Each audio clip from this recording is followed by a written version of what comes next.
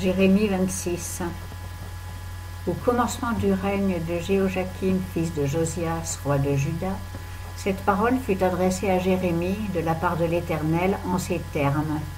Ainsi a dit l'Éternel, tiens-toi debout dans le parvis de la maison de l'Éternel, et dis à toutes les villes de Juda qui viennent pour se prosterner dans la maison de l'Éternel toutes les paroles que je t'ai commandé de leur dire. N'en retranche pas un mot. Peut-être qu'ils écouteront et reviendront chacun de sa mauvaise voie, et je me repentirai du mal que je pense à leur faire à cause de la malice de leur action. Tu leur diras donc, ainsi a dit l'Éternel, si vous ne m'écoutez pas pour marcher dans ma loi que j'ai mise devant vous, pour obéir aux paroles des prophètes, mes serviteurs, que je vous envoie, que je vous ai envoyés dès le matin et que vous n'avez pas écouté, je traiterai cette maison comme Silo, et je livrerai cette ville à l'exécration de toutes les nations de la terre. Or, les sacrificateurs et les prophètes et tout le peuple entendirent Jérémie qui prononçait ces paroles dans la maison de l'Éternel. Et il arriva aussitôt que Jérémie eut achevé de prononcer tout ce que l'Éternel lui avait ordonné de dire à tout le peuple, que les sacrificateurs et les prophètes et tout le peuple le saisirent en disant « Tu vas mourir ». Pourquoi prophétises-tu au nom de l'Éternel en disant « Cette maison sera comme Silo, et cette ville sera désolée, privée d'habitants ». Et tout le peuple s'attroupa contre Jérémie dans la maison de l'Éternel. Mais les chefs de Juda, ayant entendu ces choses, montèrent de la maison du roi à la maison de l'Éternel, et s'assirent à l'entrée de la porte neuve de la maison de l'Éternel. Alors les sacrificateurs et les prophètes parlèrent aux chefs et à tout le peuple, et dirent, « Cet homme mérite la mort, car il a prophétisé contre cette ville, comme vous l'avez entendu de vos oreilles. » Mais Jérémie parla à tous les chefs et à tout le peuple en disant, « C'est l'Éternel qui m'a envoyé pour prophétiser contre cette maison et contre cette ville, toutes les paroles que vous avez entendues.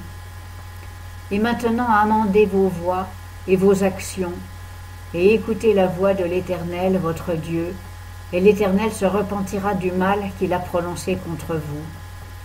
Pour moi, me voici entre vos mains, faites de moi comme il vous semblera bon et juste. Seulement sachez bien que si vous me faites mourir, vous mettrez du sang innocent sur vous, sur cette ville et sur ses habitants.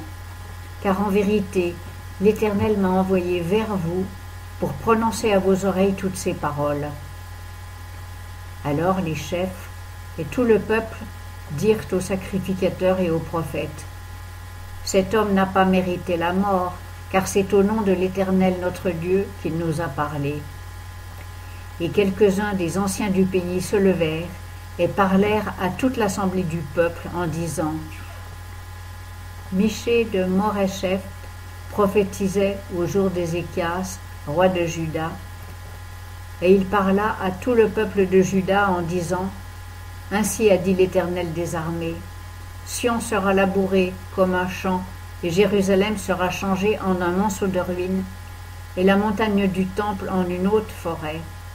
Ézéchias, roi de Juda, et tout Juda le firent-ils mourir? Ézéchias ne craignait-il pas l'Éternel? Ne supplia-t-il pas l'Éternel? Et l'Éternel se repentit du mal qu'il avait prononcé contre eux. Et nous, chargerions-nous nos âmes d'un si grand crime? Il y eut aussi un homme qui prophétisait au nom de l'Éternel, Uri, fils de Sémaïa, de Kiriath-Jéarim. Il prophétisa contre cette ville et contre ce pays les mêmes choses que Jérémie.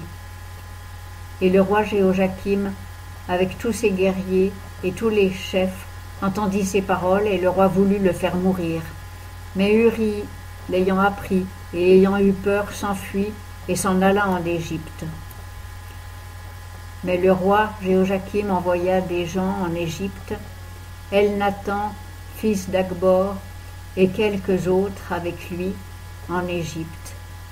Et ils firent sortir d'Égypte Uri, et l'amenèrent au roi Jéhoiakim, qui le fit mourir par l'épée, et jeta son cadavre dans les tombeaux des enfants du peuple.